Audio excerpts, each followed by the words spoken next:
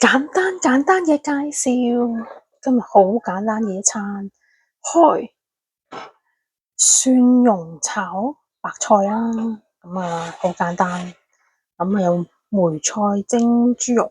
咁啊半肥瘦啦，梅頭肉啦，係啊，梅菜蒸豬肉，咁啊仲有呢個係咩嘢呢？就係煎隻蛋啦，係啊，咁啊有菜啦，有澱粉質啦，兩種唔同動物嘅澱粉，蛋白質啊，係蛋白質，咁啊冇乜澱粉質嘅，咁啊如果想食飯嘅，我一早已經煮好咗啲飯，因為叮翻熱就食得噶啦，係啦，就係咁噶啦，唔係啦，蛋咁啊即係嚟自雞嘅啦嚇，雞蛋啊，咁就蛋白質啦，咁啊有豬肉，咁啊呢個梅頭肉又係有蛋白質嘅，咁啊梅菜蒸豬肉，一二三碟餸擺埋一齊，非常之簡單，就咁啦，好，夾啦。